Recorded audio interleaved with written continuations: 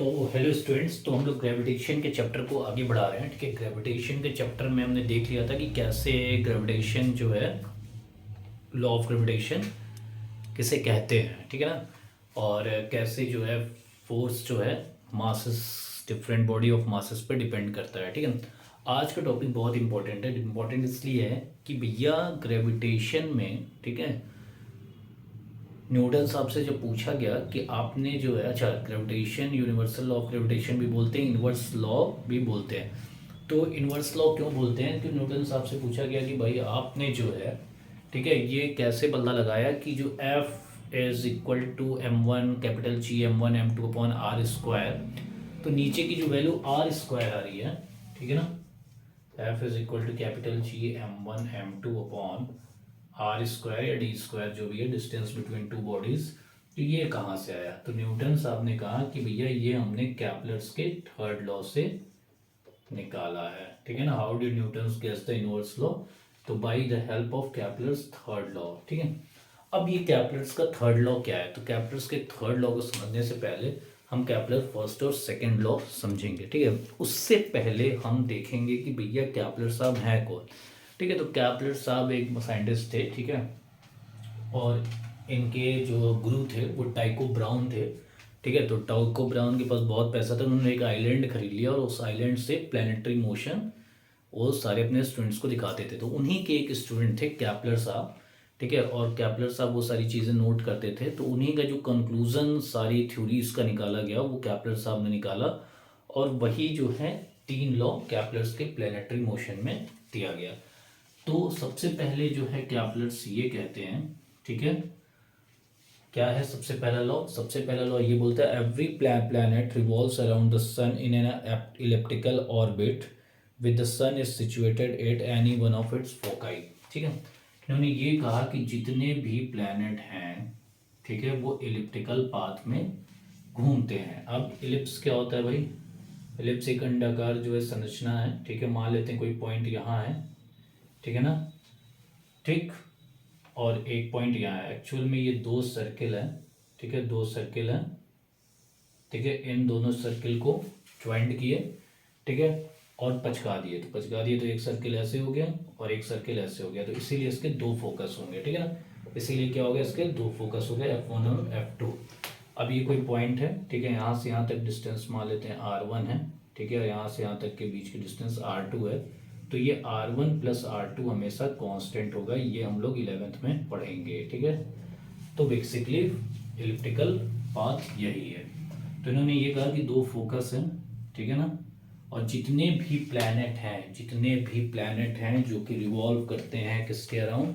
सन के अराउंड, ठीक है, वो पाथ कैसा है? वो पाथ है एलिप्टिकल, वो पाथ है एलिप्टिकल, यानी कि ये प्लैनेट है, ठीक है, वो पार्ट है एलिप्टिकल, और सन किसी एक फोकाई पे, foci is a plural form of focus, sun किसी एक फोकाई पे सिचुएटेड है, ठीक है। सन या तो यहाँ है, सन या तो यहाँ है, ठीक है। तो यही था कैपलर्स का फर्स्ट लॉ, ठीक है। फर्स्ट लॉ क्या कह रहा है? All planets revolve around the sun in a elliptical path and sun is situated one of its foci. Clear हो गया? दूसरा, ठीक है, पहला यही हो गया था भैया कि एक फोकाई पे है सन, अब सन इधर भी हो सकता है, इधर भी हो सकता है।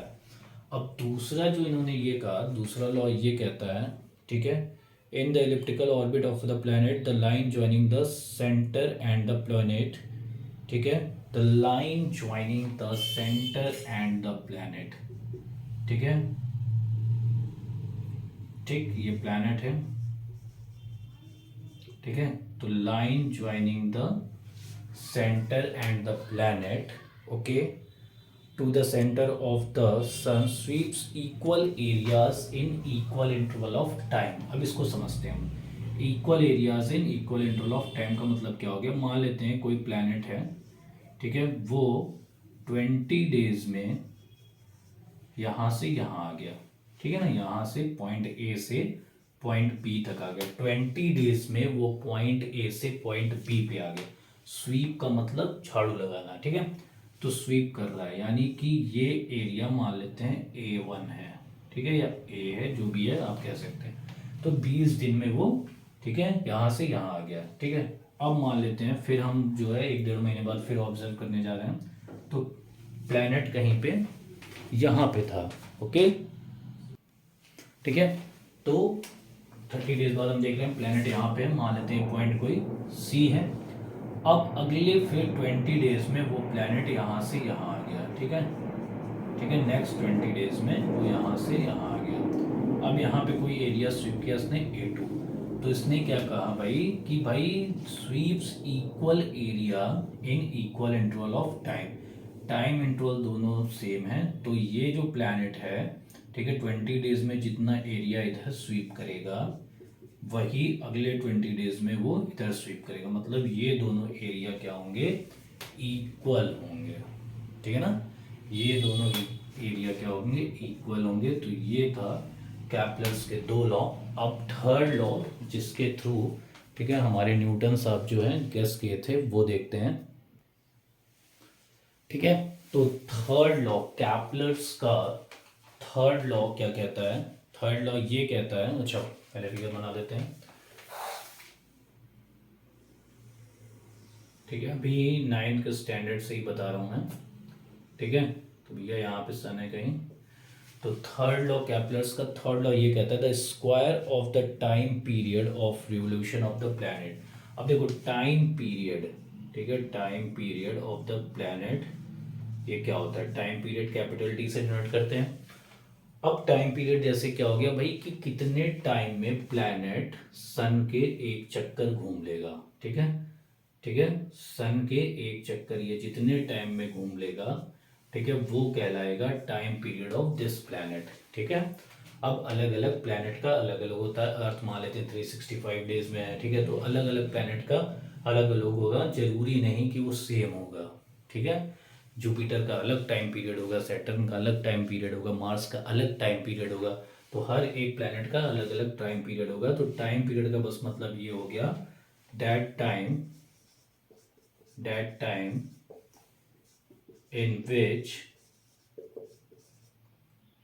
planet complete one revolution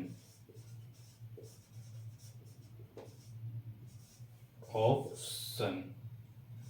ठीक है, तो सन के अराउंड एक चक्कर घूमने में जो भी टाइम लगेगा वो क्या हो जाएगा, टाइम पीरियड। तो उन्होंने क्या कहा भाई, the square of the time period, ठीक है ना, थर्ड लॉ में, ठीक है, is directly proportional to the cube of the semi major axis of the elliptical path.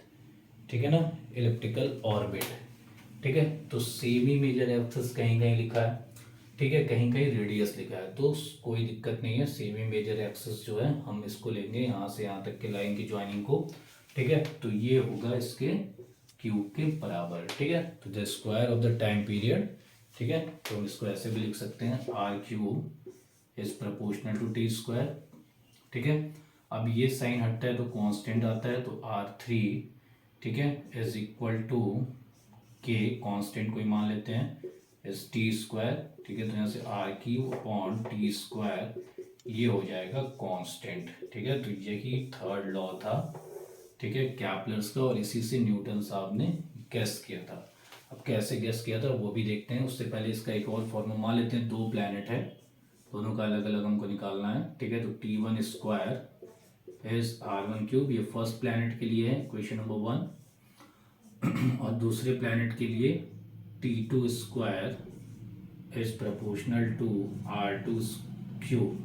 ठीक है ना, तो अब इक्वेशन 1 और 2 को अगर हम रिलेट करते हैं, ठीक है, तो ये हो जाएगा T1 square is equal to constant R1 cube. तो यहाँ से constant T1 square upon R1 cube, इसी तरह constant T2 square upon R2 cube. तो इक्वेशन 1 और 2 से अगर हम देखेंगे तो ये हो जाएगा T1 अपॉन T2 का होल स्क्वायर। ठीक है, ये दोनों इक्वेट कर देंगे तो T1 अपॉन T2 का होल स्क्वायर, ठीक है, वो आ जाएगा R2। ठीक है ना, देखो यहाँ से ये कैसे हो रहा है। ठीक है, ये T1 square upon R1 cube is equal to T2 square upon R2 cube. तो T2 इधर आ जाएगा, R1 उधर चला जाएगा, तो ये हो जाएगा R1 अपॉन R2 का क्यूब। तो ये एक फॉर्मूला बन गया। दो अलग अलग जो है ऑर्बिट का अगर दिया है तो हम इससे जो है अपना काम निकाल सकते हैं। क्लियर हो गया? अगर दो प्लैनेट का दिया हुआ है, क्लियर है? ठीक है, तो यहाँ तक कोई कंफ्यूजन नहीं होनी चाहिए। तो भैया कैपलर्स का थर्ड लॉ यही था। ठीक है, अब न्यूटन साहब ने कैसे गेस किया, आओ वो देखते हैं। तो how did Newton guess the inverse square rule?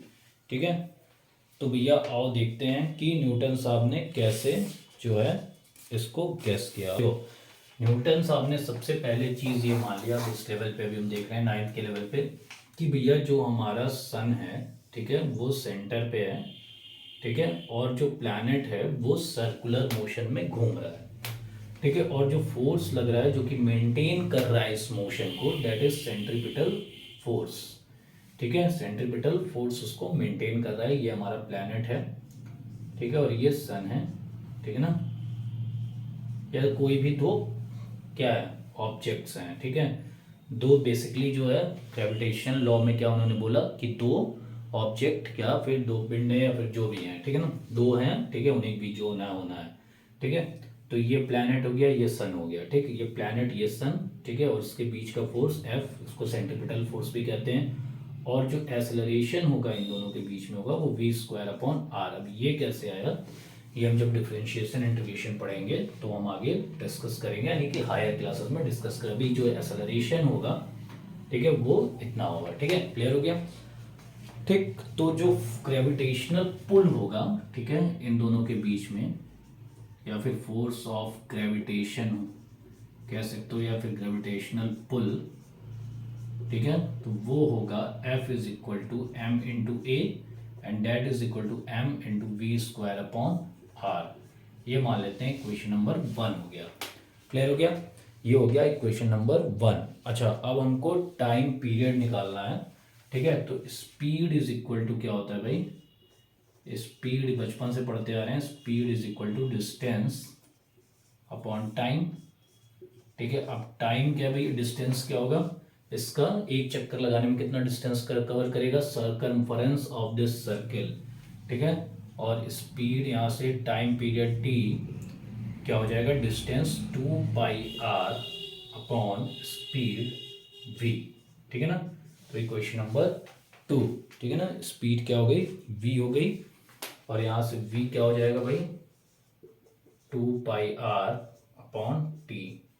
Equation number 3 वही चीज़ है, घुमा फिरा के मैं वही चीज़ लिख रहा हूँ, ठीक है। उसके बाद क्या हुआ भाई, इसकी वैल्यू जो है हम किस में रख देते हैं, v की इक्वेशन नंबर 1 में, ठीक है। तो इक्वेशन नंबर 1 में रखते हैं, तो ये हो जाएगा m इंटू 2πr अपॉन, ठीक है, 2πr अपॉन t का होल स्क्वायर, ठीक है ना, का होल स्क्वायर। क्लियर हो गया? और यहाँ पे r आपका पहले से था, ठीक है ना, देखो यहाँ पे r आपका पहले से था, m/r हमने v² की बस वैल्यू रखी है, ठीक है। तो उसको काटेंगे पीटेंगे तो क्या आएगा, 2π, ठीक है, स्क्वायर, इसको 4 कर लेते हैं, ठीक है, 2 का स्क्वायर 4π², ठीक है, इंटू r², ठीक है, into m upon r into t। यहाँ से r कैंसिल हो गया, ठीक है ना, r से r कैंसिल हो गया, तो ये क्या हो गया भाई, कितना हो गया, t², ठीक है ना, t²।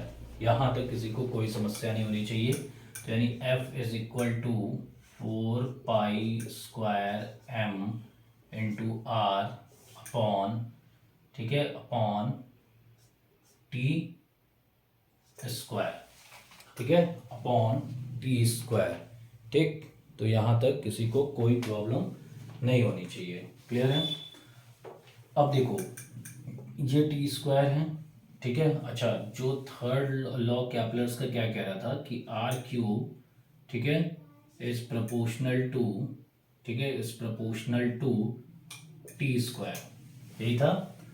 या फिर हम कह रहे थे R cube upon T square is constant, ठीक है ना, कांस्टेंट, ठीक है। तो यहाँ पे आर क्यूब चाहिए, तो आर क्यूब चाहिए तो हम क्या कर देंगे, आर स्क्वायर से क्या कर देंगे भाई, मल्टीप्लाई कर देंगे और आर स्क्वायर से डिवाइड कर देंगे, तो इससे हमारे इसकी वैल्यू चेंज नहीं होगी, ठीक है। लेकिन यहाँ से हमको क्या मिल जाएगा, 4 pi square into M into R cube upon, ठीक है, R cube upon are square into T square, ठीक है ना। अब देखो यहाँ से बड़ा ही इंपॉर्टेंट है, 4 कांस्टेंट है, पाई स्क्वायर कांस्टेंट है, मास ऑफ द प्लैनेट किसी का भी, ठीक है, वो कांस्टेंट होगा, क्लियर है, कांस्टेंट होगा, ठीक।